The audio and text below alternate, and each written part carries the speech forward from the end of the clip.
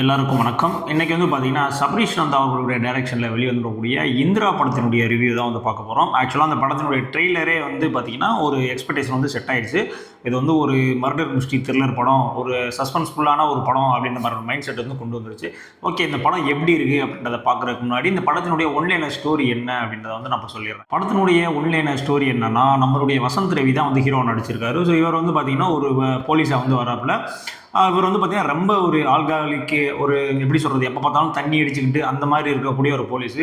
ஒரு சுச்சுவேஷன் வந்து இவரை சஸ்பெண்டும் பண்ணிடுறாங்க. இவர் ரொம்ப வந்து குடிச்சு அவருடைய கண் பார்வையுமே வந்து டோட்டலாக வந்து இழந்துடுறாரு. இவர் வந்து லவ் பண்ணி வந்து மேரேஜ் வேறு பண்ணியிருக்காங்க. ஸோ அவங்களுக்குள்ளேயும் வந்து நிறையா சண்டைகள் சச்சரவுகள் இது மாதிரிலாம் வந்து நடந்துக்கிட்டே இருக்குது. ஸோ இந்த பக்கம் வந்து பார்த்தீங்கன்னா ஒரு சீரியல் கில்லர் மாதிரி ஒரு கொலைகள் வந்து தொடர் கொலைகளாக வந்து நடந்துட்டு இருக்கு. அது எல்லா கொலையிலுமே வந்து பார்த்தீங்கன்னா சீரியல் கில்லர் வந்து கொன்னுட்டு ஒரு கையை மட்டும் வெட்டிட்டு அந்த மாதிரியான ஒரு பொசிஷனில் வந்து போட்டு போயிடுறாப்புல. ஸோ இங்கிட்டு இந்த ஜேனரில் ஒரு கதை போயிட்டுருக்கு, இங்கிட்டு வந்து இவங்களுக்குள்ள இந்த ஃபேமிலி ஓரியன்டாக வந்து போயிட்டுருக்கு. ஸோ ஒரு சுச்சுவேஷன் வந்து பார்த்தீங்கன்னா அவருடைய மனைவி வந்து இந்த மாதிரி இறந்துடுறாங்க. ஸோ அதுக்கு காரணம் சைக்கோ கில்லர் தான், அவனை நான் பிடிப்பேன் அப்படின்ற மாதிரி உள்ளே வந்து களத்தில் இறங்குறாரு. கண் தெரியாத நம்ம வசந்த் ரவி அவர்கள் உள்ளே இறங்குறாங்க. ஸோ இதுக்கப்புறம் படத்தில் என்னெல்லாம் நடந்துச்சு, அந்த சீரியல் கில்லர் யார், எதுக்கு வந்து அவங்களுக்கு இந்த மாதிரி இவங்க மனைவியை வந்து கொன்னாங்க அப்படின்றதெல்லாம் கண்டுபிடிக்கிறது தான் வந்து இந்த படத்தினுடைய கதை.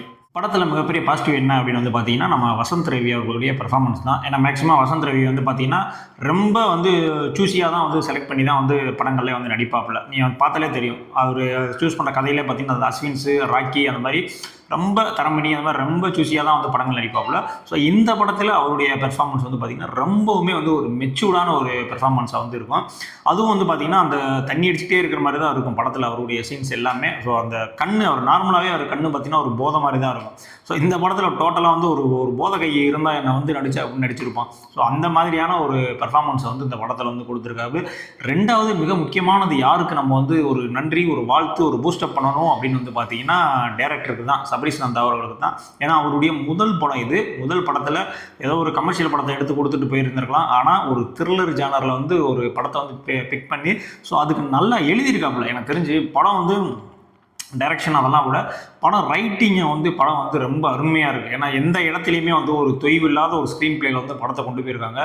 ஸோ அதுக்கு முக்கியமான காரணம் அவருடைய ரைட்டிங் தான். ஸோ அவருக்கு வந்து நம்ம உண்மையிலேயே வந்து ஒரு ஹேண்ட்ஸ் ஆஃப் சொல்லி தான் ஆகணும். கண்டிப்பாக தமிழ் சினிமாவில் ஒரு மிகப்பெரிய டைரக்டராக வந்து இவர் வந்து வருவார். அதுக்கு அதிகப்படியான வாய்ப்புகள் வந்து இருக்குது.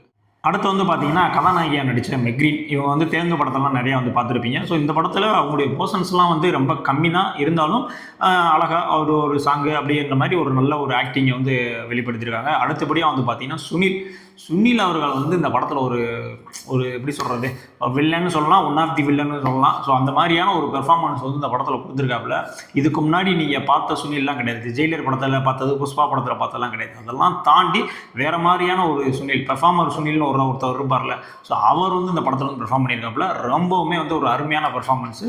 அந்த பேக்ரவுண்ட் ஸ்கோரிங்குமே வந்து பார்த்தீங்கன்னா ஓகே தான், ஒரு த்ரில்லர் ஃபிலிம்ஸ்க்கு ஏற்ற மாதிரியான ஒரு பேக்ரவுண்ட் ஸ்கோருமே வந்து கொடுத்துருந்தாங்க. இன்ட்ரோல் பிளாக்ல கரெக்டாக வந்து நம்ம மைண்ட் செட் பண்ணிட்டாங்க, இதை நோக்கி படம் போக போகுது, எல்லாம் ரெடி ஆகிக்கங்க அப்படின்ற மாதிரியான ஒரு இன்ட்ரோல் பிளாக் வந்து பக்காவாக ரெடி பண்ணியிருக்காங்க. ரைட்டிங்காகவுமே வந்து இந்த படம் வந்து ரொம்ப அருமையாக இருந்துச்சு. எந்த இடத்துலையுமே வந்து தொய்வெல்லாம் கிடையாது. இந்த படத்தில் வந்து அனிகா நடிச்சிருக்காங்க. ஸோ அவங்களுடைய கதாபாத்திரமும் வந்து நல்லா தான் இருந்துச்சு. கஜராஜ் நடிச்சிருந்தார், கார்த்திக் சுப்ராஜுடைய அப்பா நடிச்சிருந்தார். ஸோ எல்லாருமே சின்ன கேரக்டர் வராங்க. எல்லாமே வந்து நல்லா அவங்களுடைய பெர்ஃபார்மன்ஸ் வந்து நல்லா கொடுத்துருந்தாங்க. மெயினாக வந்து பார்த்தீங்கன்னா கல்யாண் மாஸ்டர் வந்து ஒரு போலீஸ் வந்திருப்பார். ஸோ அவருமே வந்து அவருடைய பெர்ஃபார்மன்ஸுமே வந்து ரொம்ப அருமையாக தான் இருந்துச்சு. என்னை பொறுத்த வரைக்கும் பார்த்தீங்கன்னா இது ஒரு பக்காவான ஒரு த்ரில்லர் ஜானர் உள்ள ஒரு படம். ஏன்னா எந்த இடத்துலையுமே வந்து பார்த்தீங்கன்னா ஒரு சஸ்பென்ஸை வந்து உடைக்கிற மாதிரியோ அந்த மாதிரி எந்த இடத்துலையுமே வந்து வரல. ஸோ ஃபைனல் வரைக்குமே வந்து யாராக இருக்கும், யார் வந்து கொலை பண்ணியிருப்பா அப்படின்ற மாதிரியான ஒரு சஸ்பென்ஸை ஃபைனல் வரைக்குமே வந்து மூவ் பண்ணிட்டு வந்திருந்தாங்க. ஸோ ஃபஸ்ட் ஹாஃபில் ஒரு ட்விஸ்ட்டு இருந்தாலும் ஸோ இது அவ்வளோதான், முடிஞ்சு போச்சு, கண்டுபிடிச்சாச்சு, படம் முடிஞ்சு அப்படின்ற மாதிரி உங்களுக்கு தோணும். ஆக்சுவலாக படம் முடியாது. அதுக்கப்புறம் தான் வந்து படமே ஆரம்பிக்கும். ஸோ செகண்ட் ஹாஃப்லேயும் வந்து ரொம்ப அருமையான சில ட்விஸ்ட்டுகள்லாம் வச்சு உண்மையிலே கணிக்க முடியாத அளவுக்குமே வந்து அந்த ட்விஸ்ட் இருந்துச்சு. ஸோ ரொம்ப அருமையான ஒரு ரைட்டிங்கில் நரேஷனில் வந்து இந்த படத்தை வந்து மேக் பண்ணியிருக்காங்க. இந்த படத்தில் ரொம்ப பிடிச்ச விஷயம் பார்த்தீங்கன்னா ஃபைட் சீன் ஒன்று வரும்.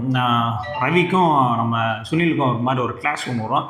ஸோ அந்த இடத்துல வந்து அந்த ஃபைட் சீக்வன்ஸ் ரொம்பவுமே வந்து அருமையாக பண்ணியிருந்தாங்க. கொஞ்சம் நம்பகத்தன்மை இருக்கிற மாதிரியும் வந்து அந்த ஃபைட் சீன்ஸ் இருக்கும்.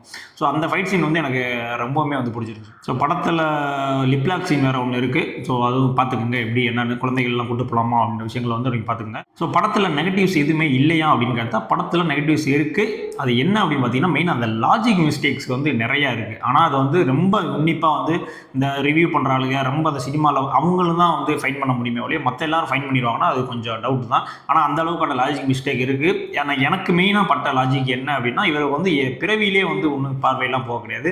குடிச்சு தான் வந்து பார்வை போயிடுவோம். ஆனால் வந்து பிறவியிலே அந்த பார்வை இல்லாதவங்களுக்கு வந்து காது திறன் அதிகமாக இருக்கும் அப்படின்ற மாதிரியான ஒரு சீக்வன்ஸ் வந்து படத்தில் வந்து இவருக்கு காட்டியிருப்பாங்க. ரொம்ப நல்ல உன்னிப்பாக காது கேட்பாருன்னு. அது எப்படி லாஜிக்கா பிறப்பிலே பார்வை இல்லாதவங்களுக்கு தான் அந்த காது திறன் அதிகமாக இருக்க மாதிரி சொல்லியிருப்பாங்க. நீங்கள் பாதியில் தானே நீங்கள் அது எப்படி அப்படின்ற மாதிரி விஷயங்கள் தெரியாது. ஸோ செகண்ட் ஹாஃப்லேயே சில சீக்வன்ஸ் வந்து கொஞ்சம் அப்படியே டச்சப்பில் அப்படியே விட்டுட்டு போயிட்டாங்க. எதுக்குன்னா இதுக்கு பதிலே சொல்லலையே அப்படின்ற மாதிரி. ஸோ இந்த விஷயங்கள்லாம் உங்களை யோசிக்க விடாத அளவுக்கு வந்து ஒரு ஸ்க்ரீன் பிளேயில் வந்து மூவ் பண்ணிடுவாங்க. ரொம்ப நீங்கள் ஜீனியஸாக போய் யோசிச்சா தான் இந்த மாதிரி பிரச்சனைகள்லாம் வந்து தெரியும்.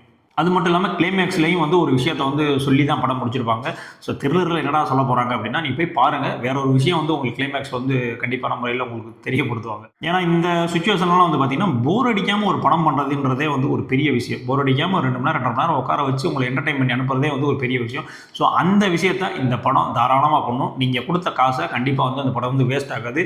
ஒரு தரமான ஒரு த்ரில்லர் படம் தான் வந்து இந்த படம். ஸோ இந்த இவர் நடிச்சிட்டாரு அவர் நடிச்சிட்டாரு பெரிய ஹீரோ படத்துக்கு தான் போவேன் அப்படின்னு சொல்லிட்டு இந்த மாதிரியான படத்தை வந்து தியேட்டரில் போய் பார்க்காம வந்து மிஸ் பண்ணிடாதீங்க. ஏன்னா நீங்கள் மலையாளம் படம் வந்து கொஞ்சம் நல்லா இருந்தால் கூட அவங்க மாதிரி படம் எடுக்க முடியுமா அப்படின்னு சொல்லிடுவோம். ஆனால் நம்மளும் நல்ல தரமான இன்வெஸ்டிகேஷன் படம்லாம் எடுக்கிறோம். நம்ம தான் போய் பார்க்குறது இல்லை. ஸோ கண்டிப்பாக இந்த படத்தை தியேட்டரில் போய் நீ வந்து தாராளமாக பார்க்கலாம். ஒரு 200 ரூபா வந்து வேஸ்ட் ஆகும். ஸோ இந்த ரிவ்யூ உங்களுக்கு பிடிச்சிருந்துச்சு அப்படின்னா நம்ம சேனலை சப்ஸ்கிரைப் பண்ணிங்க. நம்ம சேனல் பெரிய சேனல் சின்ன சேனல் தான். நீங்களாம் சப்ஸ்கிரைப் பண்ணால் தான் நம்ம சேனல் மென்மேல் வளரும். ஸோ இதே மாதிரியான அடுத்த ஒரு ரிவ்யூவில் வந்து சந்திக்கிறேன். பை.